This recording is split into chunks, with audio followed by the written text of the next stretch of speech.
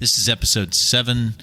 Do you think 7 is a lucky number? I certainly like the number 7. One of our wines is called 777, and it's a really good wine. So, yeah, Mike, I think it's been a lucky number. Okay. You ever go to Vegas? Play the dice? It's been a long time. Hi, I'm Tall Mike Wine. You can call me Mike. Welcome to my podcast. Don't let the name fool you. It is a podcast about wine, but it's also a podcast with just people that love wine, sipping wine, talking, lots of conversation, lots of wine, lots of fun. I hope that's all right.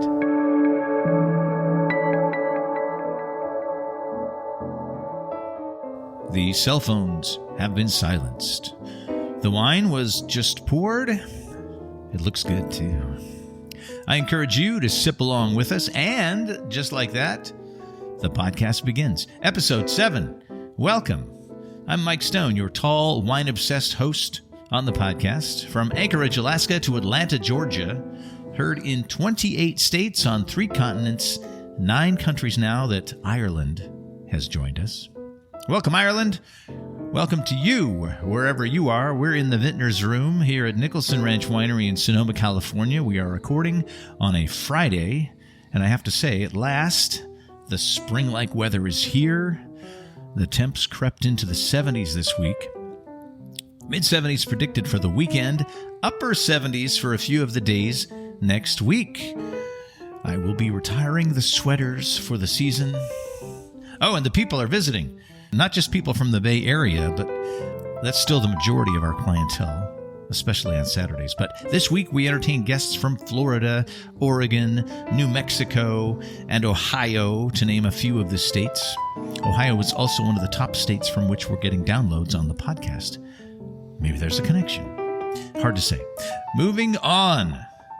My guest is now a 3-time guest, and rightfully so. He owns the winery where we produce the podcast. He makes the wines we're going to taste today. Welcome back, Deepak Gulrajani, owner and winemaker at Nicholson Ranch.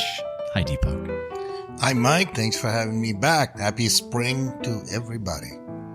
Yeah, it feels good. It's gorgeous out there. Just before we sat down, I just walked out into the vineyard. It's about 11 a.m. over here on a sunny Friday. And it's just a joy to walk out in the vineyard anytime, but spring especially, for me, when I see the tiny buds that are on the branches swelling up, and some of those buds have opened up to show tiny leaves. It's just so symbolic of renewal, another new year. You know, my heart, mind filled with just expectations of how the year is going to turn out to be. My expectations are quite positive. Quite positive. I mean, 2020 was a year of surprises between COVID and our fires over here. But despite all of that, I'm really positive about 2021, just on the weather front. As Mike knows, I've been watching the weather fairly carefully, consistently since last harvest. Deepak is obsessed with the what is it, the Doppler map? the satellite map, all the fronts and the weather, and he'll show me things on there and say, it's moving this direction. I think we could get him on television doing the weather forecast. I find it fascinating. But beyond the weather being just fascinating, it really has a purpose for me. At harvest time, usually it doesn't rain here in September and October. We do start seeing some drops in October. And if it rains on your fruit, you want to know how much rain is going to rain on your fruit. Because if it's just a little dusting, like 1/8 of an inch, that's not going to matter much. You get more than 1/2 inch of rain, well, you're probably going to start seeing rot, mold on your fruit. Not a good thing. So it's a good thing to know in advance which way the wind blows. How much rain is coming down. But through this past winter and spring, the reason I've continued to follow the rain also has been purposeful. We have, through COVID, we can only host tastings outdoors. And we have a beautiful outdoors in our courtyard. Those of you who visited, you know that. Those of you who have not visited, you need to come out here. But it's an outdoor courtyard. So I do keep an eye on what the rain forecast is going to be or the heat forecast is going to be. And I may be getting a little bit better at it. We've been really lucky because the busiest day of the week is Saturday. and it has rained a bit. A day here, a day there, and we've been super lucky that none of those days have occurred on Saturday, because if we get rain on a busy day, we're in a really awkward position here because we don't have a lot of covered space at the winery. Yeah, so looking out at 2021 as well, it looks like it's going to be a sunny April and May, and that's incredibly relevant for the flowers that will emerge on these little tiny branches in May. The flowers love sunny weather, 75 degrees, calm winds, and then they like to pollinate. And when they pollinate, they make little berries. So a nice, pleasant, moderate May is always welcome to me, so I know I'm going to get a good amount of fruit. The rest of the season, all the way from July to September, what the weather will be, will determine the quality of the fruit. Usually our weather has been quite nice, and this year seems to be actually more on the brighter side. Moderate weather, lots of sunshine. So looking forward to 2021. I want to circle back around to talking about the podcast in general, growing the podcast. We've had some great success. We have what I'd call a decent sized audience, but it can always be larger, right? That's why we're doing this, right? To grow the podcast and talk to more people. I post a lot on social media, perhaps to the annoyance of my friends, always putting in a plug for the podcast. And I read more and more about successful podcasts. And this is interesting. Probably the most popular genre is what they call true crime. So I'm wondering, Deepak, if there are any strange, unsolved mysteries, murders, disappearances, or what have you here at the winery, we could maybe roll that into our talk about wine and things for sort of a hybrid true crime show. It's interesting you bring that up. Best of my knowledge, no. There hasn't been any crime, true or otherwise, here. That said, is over time, I've had many people, particularly people who like to write, have brought up this idea of maybe situating their story or a true crime or a crime story in the vineyards and the winery. In fact, I had a lengthy series of conversations with a gentleman who was trying to develop a TV show based out in a vineyard. And so over a period of 2 months, a series of conversations with this gentleman, and he was always interested in how to promote the drama. And nothing promotes drama like, a gory crime, I guess. Intrigue. Mysteries. So, yes, people have always thought of the vineyards or the harvesting at night under the clouds and the fog, or there are dark caves and all those seemingly scary, frightful locations for an incident, I guess. All right. Well, we'll keep working on this. The True Crime Wine Podcast. There actually already is a True Crime Wine Podcast, so we can't have that name. Wow. Back to what we are about to taste today. So this show, we're focusing on the Nicholson Ranch April Wine Club release. For those of you who are not in the wine club, we send out our wines 4 times a year to our members. They receive a slight discount on the retail price of the wines. And the latest release, our April release, includes 2 Chardonnays and the Nirvana Pinot Noir. The Chardonnays are the 2018 Sonoma Coast and the 2018 Spring Hill. The Nirvana, which is aged 1 year longer, is from 2017. 2018 was a very pleasant, as uneventful a year as we've got. Uneventful is usually a good thing, when I'm talking about our weather out here, which means it was consistent, reliable, all things that reduced my stress level. This is what I remember. It was my second summer here at the winery. 2017 was my first summer, and it was super hot. Every day was a really hot day, and there were spikes of heat like over and over and over again. And the reason that is such a vivid memory is because I was driving here to the winery every day in my model year 2000 Nissan Sentra, which I had owned since I bought it when it was new in the year 2000. And by 2017, the air conditioning did not work. And there was really no way to rehabilitate the air conditioning. So I remember that vividly, driving around in my car that summer. And then 2018, I remember coming to work every day and thinking, wow, it gets up to about 80 degrees every day, and that's where it tops out. It just seems like 2018 was a very pleasant, mild summer. Mike's exactly right. It was very pleasant, and especially following 2017, which was a really warm summer. 2018's weather was incredibly welcome. It gave me a real break to stop looking at the weather as much and just focusing on the wine.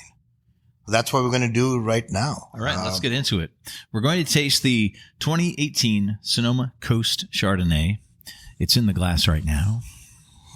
I poured these a few moments ago. Yeah, and we are swirling away. As some of you have heard our podcast before, the swirling releases the aromas. I love to swirl, and I love the aromas. So here goes. First thing I get is a nice big hit of something lemony. Mm-hmm. A lot of wine people will break that down. Is it lemon zest? Is it a baked lemon? Is it lemon curd? And I just don't know. I just know it's lemony. And the lemon usually has kind of a waxy characteristic to it. At least the Chardonnay fruit here at Nicholson Ranch does. So I'll kind of amplify on the lemon part. Given I'm a winemaker, we tend to be voluble, I guess, or critical. And I think it tends a little more towards lemon zest or a really concentrated lemon juice. The aroma, probably a little hint of orange, little hint of bitter orange, especially more the rind again. I have to say, these aromas are these citrus aromas of lemon zest, orange rind, tend to be pretty characteristic of our Chardonnays.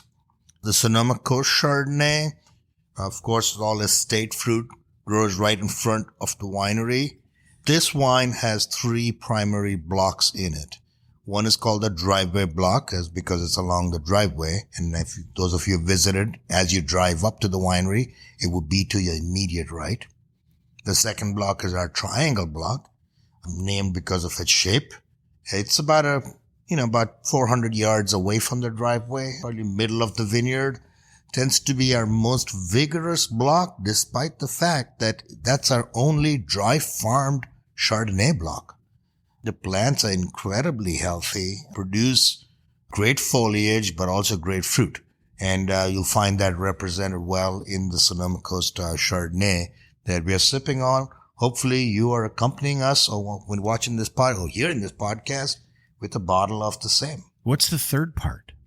You got driveway and triangle. Thanks for keeping it simple. The third part is what we call Four Hill. Most of the fruit from Four Hill is the vineyard right next door to where we're sitting. In the last release episode, I talked about the La Colina Chardonnay. So La Colina comes exclusively from Four Hill. In 2018, we had a little extra of the Four Hill Chardonnay. So the little extra went into our Sonoma Coast blend. Okay. Usually would have gone into La Colina, but adding a little reserve quality to the Sonoma Coast. So let's talk about the wine and how it's made. This is the Sonoma Coast Chardonnay, so it is barrel fermented in French oak barrels. However, more new oak goes into the next wine that we're going to taste. This is actually a fairly small amount of new oak on this wine. It's only about 25%. Yeah. A little more, maybe. So only about 25% of new oak on this. In the Sonoma Coast Chardonnay, I make it the same way as we make any of our reserve wines. This is Cuvée Natalie, Spring Hill, La Colina. The reserve wines are made the same way as the Sonoma Coast. All those come purely from hillside fruit, so they're more concentrated. In the Sonoma Coast, I like to showcase the fruit element of the grapes. And so I don't want to overpower it with too much new oak. So this has about 25% new oak. But other than that difference, it is fermented in barrel. The grapes are hand harvested. The juice is pressed gently. Juice goes into a barrel, fermented again naturally with a native yeast from our vineyard. So all the elements I'm describing to you about the Sonoma Coast Chardonnay is exactly what we do in all our reserve wines as well. So it ferments in that barrel, goes through a full malolactic, ages in the barrel for another 14 or 16 months before we bottle this wine. So that's the entire winemaking process for our Sonoma coast and all our reserve, our Chardonnays. I want to give you the first thing that comes to mind here with this wine. And you'll remember this. It was from the time before. I like to call it the pre-COVID time. The time before. You and I and your wife Nancy went to San Francisco. We had dinner at a nice restaurant right on the Embarcadero called Water Bar. But before dinner, they were running their happy hour oyster special. And we ordered a giant platter of raw oysters on the half shell. I believe they were like $1 an oyster. They were $1 an oyster. I think they do that until 5 o'clock. We hunkered over a large platter of oysters. This wine would be lovely with those oysters. You bring back a really good memory. You know, the one thing I find surprising about what COVID has done to my memory, it seems to have erased a lot of the pre-COVID memory. Oh, no. So I'm like, one of these patients coming out of a coma when Mike reminds me of this oyster feast we had at the Water Bar. That's right. Boy, was it a feast. But we were not drinking wine. I was drinking a Manhattan. I remember. See, this is what I remember. I had a Manhattan, which is kind of my go-to cocktail early in the evening. If I don't have time to sit and think about it too much, the server comes by. What would you like? I'm like, I haven't had time to look at the drink menu. What are we eating? I don't know. I'll just have a Manhattan. Your wife, Nancy, had an Aperol Spritz with Prosecco, which, if you think about it, would be a great pairing with oysters because the fizz, the acidity in the Prosecco, that burnt orange with the Aperol would go great with a plate. You want to have a really dry Prosecco. You don't want it sweet. I don't remember what you were drinking, though. With all likelihood, if I was true to form, it probably was a Negroni. Oh, okay. Which is effectively an Aperol. Not exactly, doesn't have any Aperol in it, but it's gin and Campari and you could maybe make it some with Aperol. You could sub Aperol. Yeah, maybe some kind of orange bitters in it, but it has the same bitterness that I think sometimes goes well with oysters as well. This Chardonnay, it doesn't have the bitterness, but it has acidity. It has decent acidity, which is what will balance out the salinity, the brininess that you're going to get in oysters. Well, when people bring the platter of oysters, there's usually a few lemon wedges on the platter as a garnish, and a lot of people like to squeeze those all over the oysters. So this is kind of that same thing. Yeah, I didn't think of that. Substitute the lemon wedges for a glass of Sonoma Coast Chardonnay. There you go. Much better. All right, we're going to move on to the next wine in just a moment. But first, I want to talk about a couple of things that are happening at the winery. First of all, we are all midway through our COVID vaccines. You're going in for your second shot tomorrow, right? Yes, I am, yeah. As we record this, Deepak's going in tomorrow. By the time you hear that, he'll have both shots. And since last we spoke on the podcast, you've been doing some barrel sampling of the 2019 vintage. You want to talk about how you do that? What's involved? Sure. What the 19s are tasting like? We always sample and taste all the wines as they're maturing and aging in barrel. But in particular, prior to bottling, so the 2019s are going to be bottled this year, 2021. Most of the Chardonnays and most of the Pinots. So prior to that, Jean-Claude Jean-Claude's our winemaker, and I taste each and every barrel.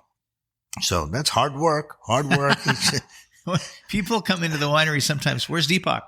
I say, he's down in the cave. He's tasting all the barrels. And they always laugh, or they say, that's a tough job, but somebody's got to do it. But we do like a speed tasting. So we'll end up probably tasting a barrel a minute. So we go pretty fast through it. And usually what we're trying to see is there any barrel that is off that should not be included in the bottling? Because even if you have one or two barrels like that, let's say among 100, it can, knock off the quality a little bit. And most of our barrel lots, even the Sonoma Coast, which is one of our larger bottlings, is only about 30 barrels or maybe even 25 barrels that went into the Sonoma Coast. Just imagine if you're 25 barrels and you had one barrel that was off. By off, I mean maybe it was a little too sour, which may indicate a higher level of vinegar in it. Or maybe it had smelt like garlic or broccoli, which would mean it had some hydrogen sulfide in it. Really? Garlic? Yeah, garlic too. That would not be a good aroma coming out of your Chardonnay. And even one barrel among 25 would give that little bit of hint of garlic, which would not be a good aroma coming out of your glass. So you want to cut those barrels out. Fortunately, this happens to us maybe once in 3 years. So this 2019 barrel tasting that we were doing, there was not a single barrel that I needed to cut out of it. But what I recognized among all the 19s was a lot of really intensity in the fruit. Some of the barrels I thought were just ready to drink almost right now. I know they're going to get better with time. Once we put them in the bottle, lay down the bottle for a year or two, they're going to smooth out some more. But they certainly had great balance and great intensity right away. So the 2019 vintage also is going to be very good. So I'm super happy about that. Many of you are receiving all the 2018s, and that's what we're sipping on right now. Coming up in about a year, you receive the beautiful 2019s as well. Okay. So let's move on to the Spring Hill Chardonnay. If I could actually, probably a couple more comments on the Sonoma Coast. I'm sipping it now. I was really enjoying a lot of the aromas of vanilla, white flowers, of pear, all of that you get in the aroma. But when I sip it, it's so nicely balanced that I let it linger on my palate. And I can taste the pear, taste a little bit of that lemon zest as well. But I also get a little hint of caramel and vanilla. And those flavors are coming from the barrel. So that's where your barrel aging is going to show through in terms of flavor and also in balancing out the texture of this wine. Let the wine linger on your tongue. Sip it slowly. I like to say luxuriate in the wine. I watch people drink wine sometimes, and sometimes they take the tiniest little sip and they swallow it right away. I'm like, okay, I don't want to say you're doing it wrong, but you're doing it wrong. If you really want to get the flavors of the wine, you take a sip that's bigger than you normally would take, and then you swoosh it around in your mouth until you really start to feel your mouth coming alive with that wine, because it'll really start to bring the flavors. We talk about all the different flavors we get in wine, and people say, oh, that's some kind of, special skill. It's not so much a special skill as you just have to give your mouth time to catch up with all of those flavors that are opening up in your mouth while you're keeping the wine in your mouth way longer than you normally would when you're just drinking a glass of wine. And the second element to that is paying attention. You really want to taste the wine, let it linger on your palate, take your time, but really give it your attention. Your undivided attention is like, what am I smelling? What am I tasting? And you'll surprise yourself. Suddenly you have a sommelier palate. That's all it takes is a little bit of time, a little bit of attention, and actually lots of practice. Lots of practice. Practice. Yeah. That's what's made me a winemaker. All right. We're going to move forward here into the 2018 Spring Hill Chardonnay. That's another Chardonnay. Grapes are hand harvested. The juice is pressed. It goes into barrel for fermentation. But in this case, there are two things that make this wine different from the wine we just tasted, the Sonoma Coast. And the first one is the grapes come from Spring Hill. All hillside fruit. Reason we call it Spring Hill, it is our easternmost vineyard. It always buds out, which means the buds start swelling and the leaves start emerging the first. So it was true that was true this year as well in 2021. Spring Hill, the Chardonnay grows alongside with the Cuvée Natalie.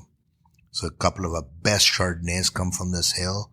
Spring Hill has a slightly different clone of Chardonnay than the Cuvée Natalie. Cuvée Natalie berries are even smaller than the Spring Hill berries, but each are delicious.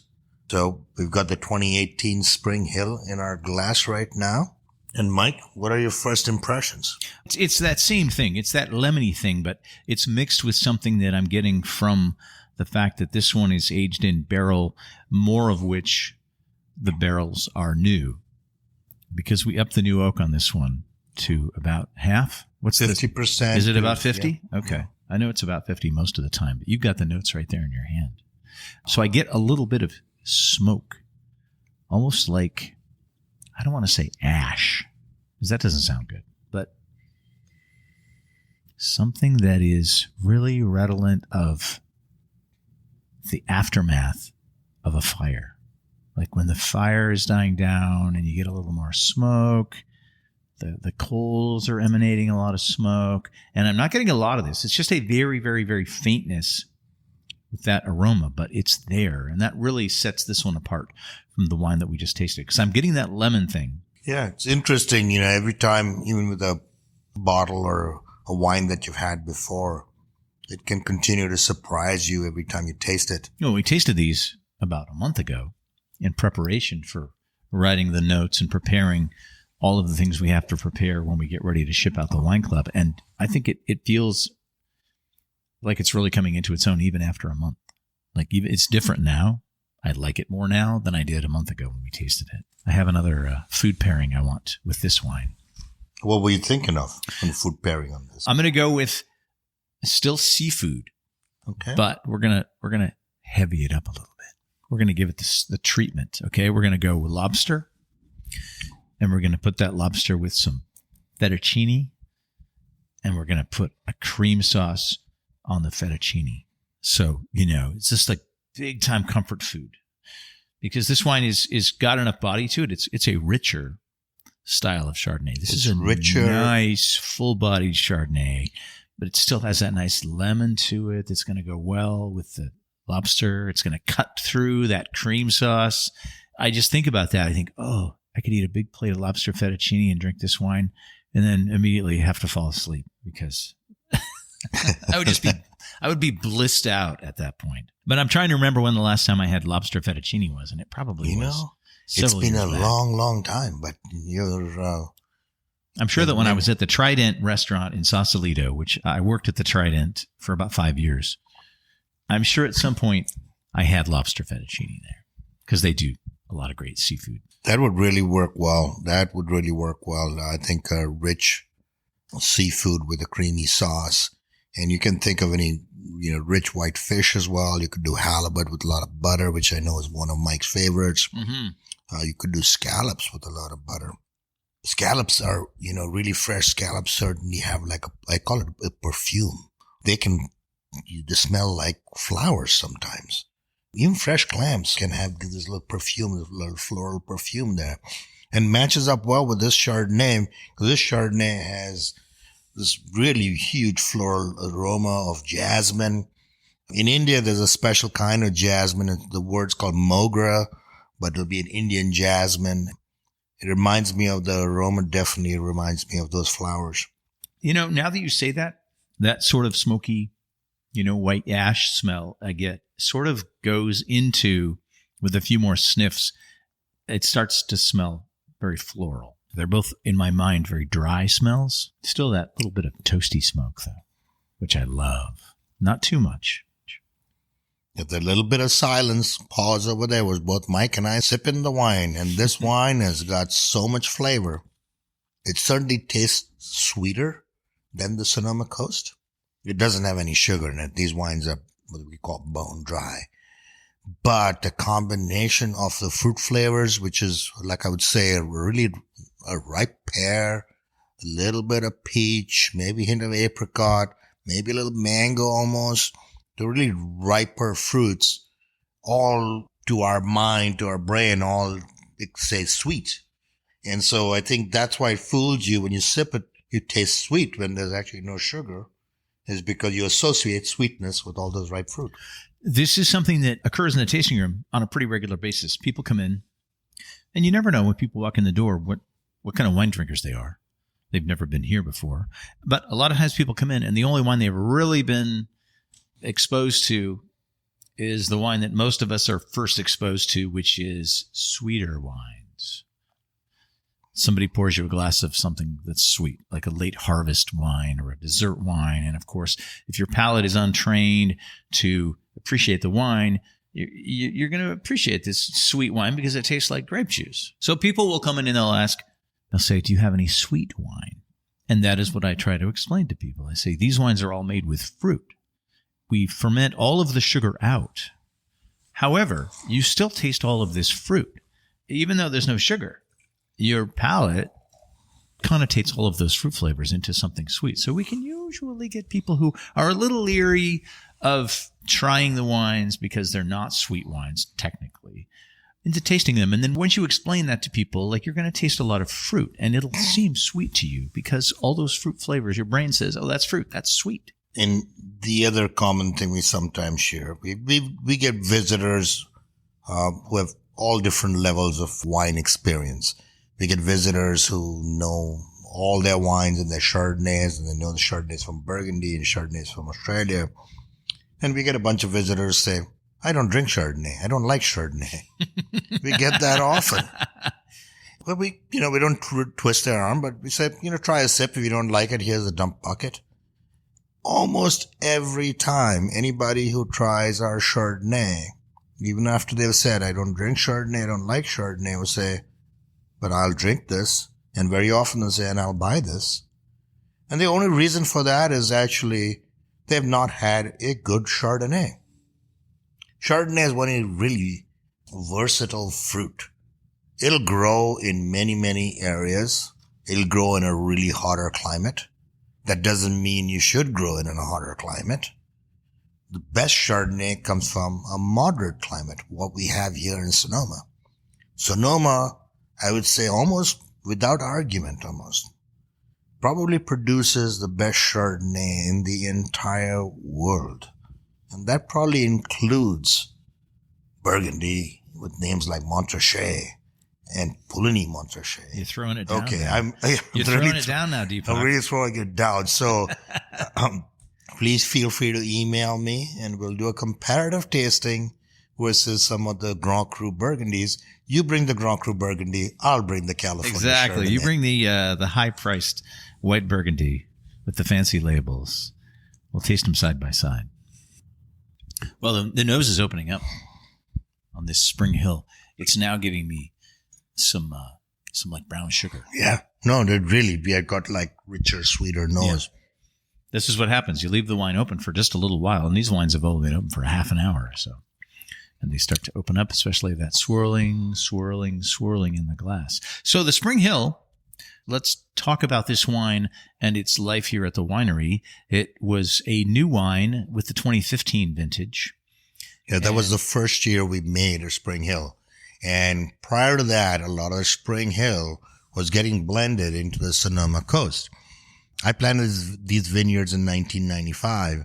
And as the grapevines mature, as they get older, there's certainly each block gets a distinct character to it. And we started noticing that in the Spring Hill block.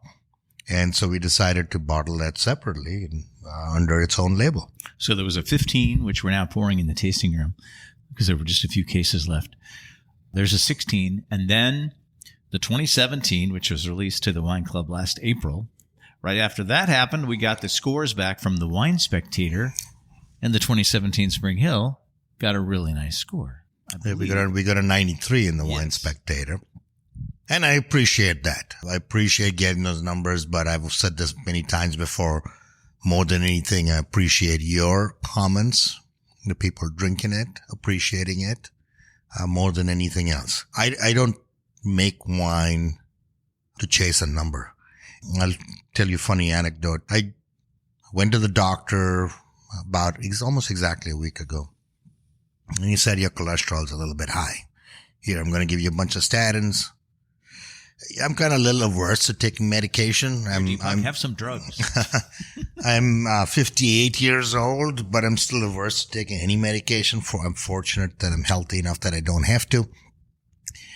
So I told the doctor, what about if I start exercising? And he was like, okay, that sounds like a good idea. So about a week ago, I started first walking and now running, and I do a little bit of running and a little bit of walking. And so my wife this morning, in fact, said to me, why don't you weigh yourself? Maybe you've lost a little bit of weight. And I don't know where, the words came out of my mouth. It's like, I'm not running to meet a number. I don't have a goal. I just feel good. And so it's the right thing to do, the right thing to do for my health. And I feel good about running. I'm not going to measure at all because, that's just the wrong goal for me. You didn't do it? You didn't weigh yourself? No. And Okay. I'm not going to. All right. I'm not going to. But it really got me as to where did that comment come from? I think related to wine too, my goal every year is to make the best wine that we can from the fruit that we have. We have very fortunate to have great weather here in Sonoma. Like I said, I think our Chardonnays are probably the best in the world. And then my job is to take good care of it. And fortunately, I've been practicing enough that my palate knows which direction to take these wines in. And that's all we want to do, is make sure we make the best wine, one that we are proud of, that we enjoy sharing with you and love seeing the smiles. If we get a good score on it, that is great. I'll take that too. Icing on the cake. Yeah. But we're not making wines to reach a number as a goal. Okay. Now we're moving towards the final wine in the tasting. The wine we call Nirvana. It's a wine that is legendary here at Nicholson Ranch for a few reasons. It's a wine club only wine, so it has the mysterious black label. It sits on the top shelf in the tasting room. It draws a lot of attention from anyone passing by after a tasting. They'll see it in various things. My favorite thing is the owner a fan of 90s grunge music? Actually, yes. I was not particularly a fan of Nirvana, the band by itself, but 90s grunge music overall, absolutely. I still listen to it quite a lot. That's not the namesake of the wine, though. Can you elaborate on the meaning of Nirvana in a general sense? Well, Nirvana, it comes from Buddhism, and there's probably, I'm going to get this wrong, okay? There's like the 7th or 8th or 9th level that you can reach as you evolve as a human being. And Nirvana is the pinnacle of your personal evolution. You've attained a level of where nothing matters and everything matters. I know it sounds mysterious because I don't understand it myself, okay? I've not clearly got to the stage in Nirvana, but I thought it was a nice name. It comes from my heritage of India. And, it's worked well as a name for the Pinot we're making. Nirvana is sort of our grand Pinot. It spends the most time in barrel. The barrels are selected specifically. Deepak talked about going down and tasting the barrels. You pull certain barrels into the Nirvana program, right? Yes. And then the wine ends up being in barrel for an astronomically long time. If you're talking about Pinot Noir, this is 30 months. 33 months. 33 months. Yeah. Over 2.5 years in barrel. If you go to almost any winery and you tell the winemaker he makes Pinot, that you have one that's aged 33 months in barrel, his head might explode because that's a long time for Pinot, because Pinot's a lighter wine. You don't want to put it in oak for too long. That is what you'd call common wisdom in the wine business. There you go. That's the word I was looking for. Most Pinots that you just get from California, but also Sonoma, are only aged for about 10 months in barrel. My advice would be, don't drink those wines. Find Pinots that are aged at least 18 months in barrel. And there are many of those as well. And almost every winery that's making a reserve Pinot, that would have been aged 16, 18, 20 months. And then they'll probably make another Pinot, which is about 10 months. Skip the 10-month one. The 16, 18-month one is well worth it. Typically, beyond that, people don't age Pinots because, as Mike said, Pinot's considered a slightly lighter wine, and aging it for longer, you're going to lose the fruit and the oak may show more. So you're going, why did I do that? Some of it was by accident. Some of it was because of the quality of the wine that we have. Our wines, our Pinots, are particularly dark and rich. There's a couple of reasons for that. One of the main reasons is, there's probably 3 reasons. One of the main reasons is the type of clones that we have. It's a mixture of French clones. They're called Dijon clones. They're grown on hillsides, which makes them smaller, the berries smaller and more concentrated. And then we dry farm the fruit, which makes them even more concentrated. So we have fruit that is dark, concentrated, and then once we hand harvest them, we let them soak. It's called a cold soak for at least 5 days. And that lets the juice absorb all the color and flavor from the skin. So we get a very rich dark Pinot. I'm going to continue for one more moment. What reminded me of that was just 2 days ago, I opened a 2009 Pinot Noir. So 12-year-old Pinot Noir. And it was rich and concentrated and delicious and tastes young. 2009 is widely considered the best vintage California has ever produced.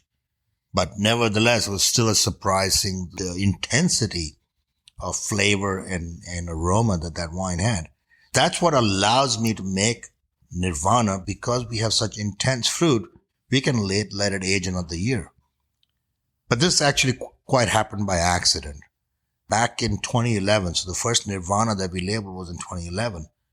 For one reason or another, we had tasted a couple of barrels, we liked it, and we probably sort of forgot them, so they stayed on the side. They did not get bottled in our usual 2-year bottling cycle. And we discovered the wine later, and we tasted it, and we said, wow, this has got a lot of fruit still, and it's not faded at all. Why don't we bottle it? So we did end up bottling it, and we bottled it without a label. Any bottle without a label is called a shiner in the wine business. So we bottled them as shiners. And then spent another year trying to come up with what we should call it. Wow. And that's how the Nirvana label came up. Now, this is a new story for me. So the barrels were just sort of lost in the shuffle? Yep. Down in the cave? Now, down in the cave, we have, 600 barrels down there? Mm-hmm. 3 different vintages of wine are aging in our cave, 10,000 square feet. There are corridors lined with barrels, and somebody's got to keep track of it all. So at this point, somebody had maybe lost track of a couple of barrels. That's so funny. So it was an accident. Yeah. Like a lot of great things that we have in life happen because somebody was trying to do one thing and they accidentally did something wrong, and we created something that actually helps us out a lot, like Post-its. Like Post-it notes. Oh, wow. I've learned something new every day. There was supposed to be some sort of adhesive that didn't quite work. Oh, this doesn't really work. It doesn't really stick to things. Well, it sticks a little bit. And then somebody came along and said, if we had little note pieces of paper that stuck to things that you could just peel right off, you know how handy that would be? And the Post-it note was born. So serendipitously, Nirvana was born. Here we are, Nirvana. Nirvana was born. I'm going to backtrack a little bit. So the 2011 was the first year we bottled Nirvana. We only bottled, I think it was 47 cases. I had 2 barrels. I don't have any more of those bottles at all. I wish I'd stored some more. But I did have a 2012, which I also tasted a couple of days ago. And the 2012 Nirvana also has the richness and the youthfulness of a newer wine. What we're tasting today is a 2017 Nirvana. This has spent actually 39 months in barrel. Last year was a COVID year, so give us an extended barrel aging time. The whole bottling process was delayed, just like a lot of things were delayed about a year ago when everything came to a crashing halt. And we didn't bottle the wines we had intended to bottle last April until this past November. So Nirvana, this 2017 Nirvana, is a selection of, when we do barrel tasting, when JC and I do barrel tasting, it's a selection of about 10 barrels that we really liked, put aside, and let it age for another year. So it's a blend of different sections of the vineyard. It's got several different clones in it. But what each barrel shares is that it's all 100% new barrels, all brand new barrels and the wine's been sitting there for, in this case of the 2017, this is 100% over 3 new years. oak?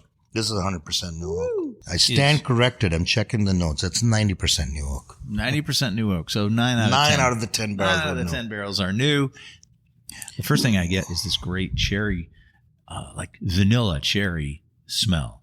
The compound that makes vanilla beans taste like vanilla is also present in those oak trees they grow in France. When you turn those trees into oak barrels, that compound that makes vanilla beans taste like vanilla can give you vanilla aromas in wine. Fun fact. Here, the vanilla adorns this cherry, strong, really concentrated cherry flavor. And that cherry comes from the grapes itself. Wine grapes are really mysterious in that sense, that in that tiny little grape, they can embody and exhibit, show all their different flavors once you make it into wine. And you get this completely cornucopia of fruit flavors from one grape. So in the case of Nirvana, Pinot Noir, cherry is pretty dominant, but you may get raspberry, blackberry, strawberry, pomegranate, It's so apple skins. It's so fruity. I wouldn't say this is a fruit bomb, but it's very, very fruity on the nose. You get a little apple skin. That's so funny because we get a little apple skin on a lot of the Pinots here. I'm getting some of that smoky nose from the barrel. The reason wineries release Pinot Noir with only 10 months of age, and there's a lot of Pinot Noirs, even some well-known brands will have Pinot Noirs aged only 10 months. A lot of the reason that they do that has to do with numbers. And the number I'm talking about here is not about scores, not about reviewers, a wine spectator, wine enthusiast score. It's about cash flow numbers. And the reason a lot of wineries will only age their wine for about 10 months in barrel is they can then bottle that wine in the 11th month and then get it out of the winery just in time for their next harvest.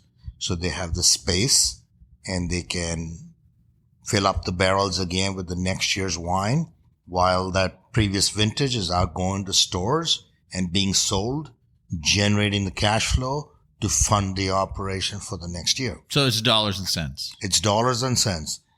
Once you get on that treadmill, once you start supplying stores and restaurants with a wine which has been aged for 10 months and they sell through that wine on their wine list or through the store, the next year they want more.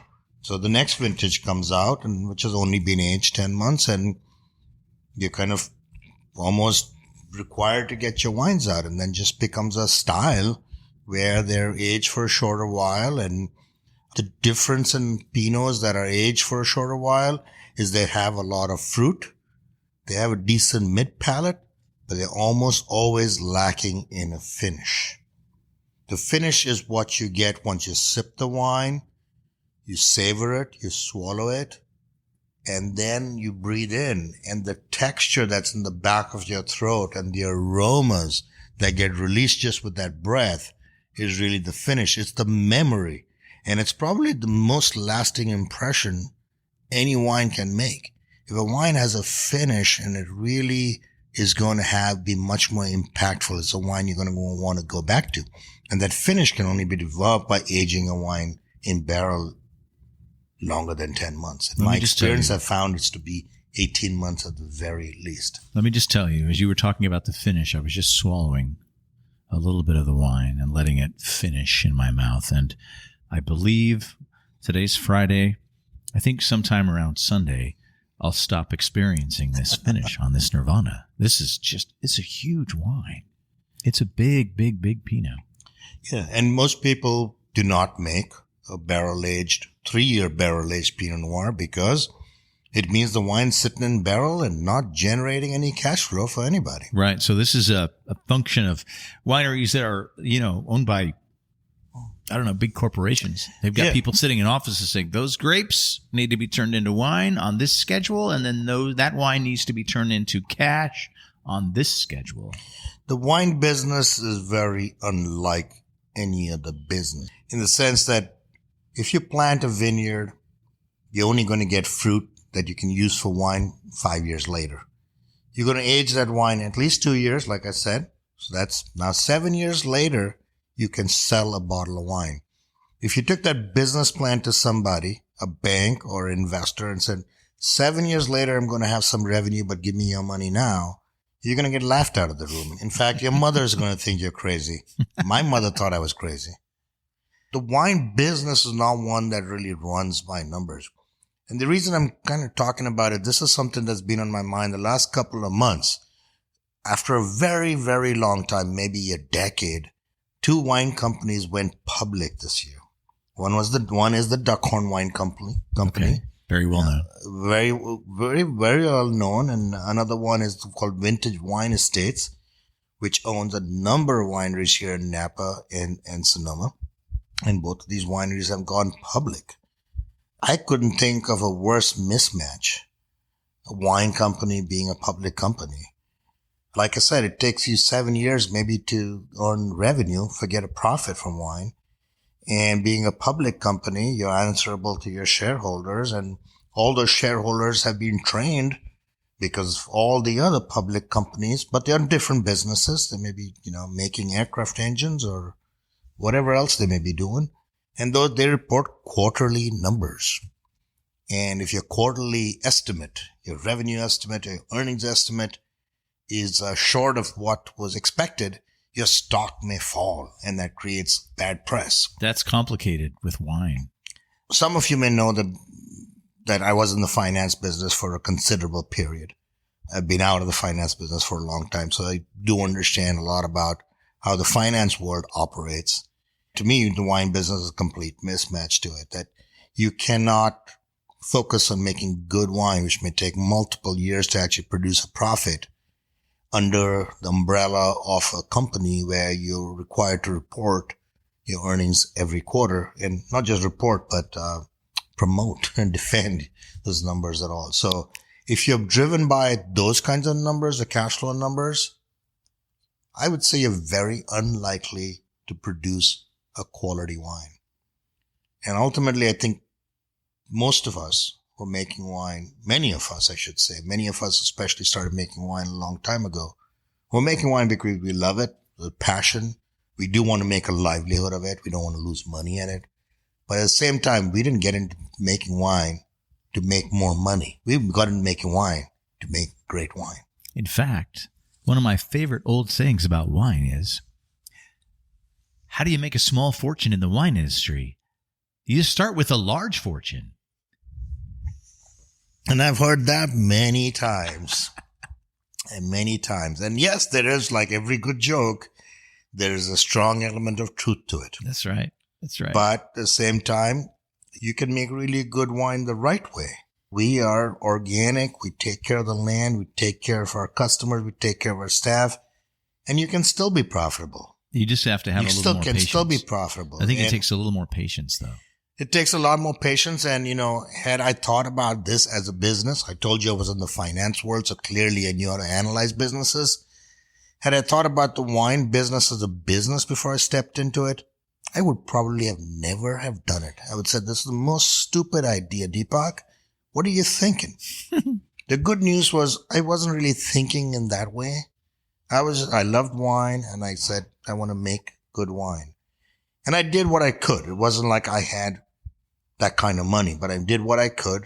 I've been fortunate along the way to be able to get the resources to actually build this up in the way I'd like to have liked. And fortunately, we're here now 20 years later, that we are a very sustainable business. And I mean that in the broadest sense, including economically sustainable business, making great wine without having the need to go out to the stock market, without having the need to say we need to grow bigger.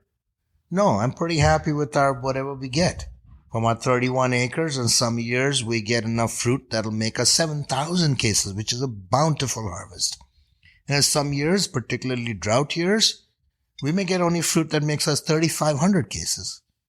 But as long as that fruit is really good quality, and in drought years typically they are, I'm very happy because I'm always proud to represent every glass of wine that we serve here. You followed your passion. You didn't follow the dollar signs into the wine business. You know what I'm getting on this wine? Now that I've had it in the glass for a little bit? Some smokiness, some earthiness, and that makes me want risotto. Maybe with some mushrooms. Maybe with some salmon to bring a little meatiness, a little fattiness into the picture. I would probably go more towards duck, which would be the classic, and duck with the wild mushroom risotto, or even better, I think, lamb. Grilled lamb with wild mushroom risotto on the side. Okay. The risotto is a recurring theme. The risotto, I think a wild mushroom risotto and the aroma, some people call it umami and all of that, but it's kind of dirt. It has that aroma of walking through wet soil or walking through a trail first thing in the morning when it has a lot of dew on it. Or it's springtime. If you are a gardener and you've been out tilling up all of your garden to get ready to plant it fresh, and you smell that smell of all of the dirt that you've just turned up from underground. There's a smell there, and that is what we talk about when we talk about earthiness. It's that smell. Simple as that. And Pinot and wild mushrooms, probably the classic pairing. It has some of the delicious risotto I've had in various restaurants. There's a restaurant in Larkspur, which is near where I live. Mm-hmm. It's called Pico. Oh, and I've never been. They have risotto. They're kind of known for their risotto, and they make it fresh all night long. So when you order it on the half hour, because that's when they're going to have another fresh batch of it. Wow. Yeah, the restaurants are going to come back. Many of you are out of state here, and you come visit us here at Nicholson Ranch. Besides good wine, there's good food. So please come experience the restaurants out here and order a wild mushroom risotto with a glass of Nicholson Ranch Pinot. It's a match made in heaven. Our wine, Nirvana, you can sip it by itself. It'll make a very good evening. If you share it with your friends or families, they're all going to enjoy a great experience. But certainly adding a dish like a wild mushroom risotto to it takes it just to the next level. Do you have anything to add about the taste? I need to do a little bit of re-pour. You should pour yourself a little bit more because we haven't really finished talking about this wine yet. You know how I know I'm getting old? Speaking of aging, that the newest generation of wine drinkers, people in their mid-20s, Nirvana is a band that either they consider it to be oldies music or something that their parents listen to. I think the grunge music hasn't reached becoming retro quite. I know quite a few youngsters like music from the 60s, and kind of some of that has that retro thing going for them. I think the 90s will have their retro moment soon. We just have to wait a little longer. Well, I'm still listening to it. Yeah, I wonder if I name another Pinot Pearl Jam. That could actually be a good name for a wine. Pearl Jam Pinot? And it's certainly, I love the band. So Soundgarden, Syrah. Yeah, Soundgarden, Syrah. I wonder, Foo Fighters? Would you be Foo Fighters? Foo Fighters. I almost think Foo Fighters would have to be the Merlot somehow. I don't know. We'll have to drink more wine and think about it a little bit more. Eddie Vedder from Pearl Jam also did the music for a movie called Into the Wild. It was directed by Sean Penn. I fell asleep watching the movie, so it's supposed to be a really good movie. Did you not see the ending? No, I did not. That's good because I fell asleep. Let me just spoil it for you. Let me just spoil it for you. It's sad. Yeah, but the movie's kind of happy, and the whole thing is very whimsical and fun, but it doesn't end well. Yeah, the only thought was they called the Into the Wild, the name and the whole whimsy and the nature and all of that really ties in well with Pinot Noir. I think overall. Well, it's true. Describe Pinot Noir. He was out there living on the land, and I'm sure he ate a lot of things like mushrooms. Yeah. Unfortunately, I think he ate too many of the wrong kinds of mushrooms. It was the movie. It's been a while since I saw the movie, but I think it was the potatoes that killed him. Spoiler alert, if you've not seen Into the Wild. The Tall Mike Wine Podcast was conceived and is written, edited, and produced by yours truly. We recorded on a program called Audacity. The theme music was composed by Jeremy Marzen. If you have questions, you want to make a comment, add your 2 cents, suggest a topic, suggest a guest, suggest yourself to be a guest, you can write to me at tallmikewine@gmail.com. If you'd like to see pictures from behind the scenes, what I'm drinking, what I'm eating, my sweet little kitty cat Olive, you can check out my Instagram at tallmikewine. I also tweet at tallmikewine69. Thanks for finding us. Tell your friends. Tell everyone who loves wine about us. From the Vintner's Room at Nicholson Ranch Winery in Sonoma, cheers.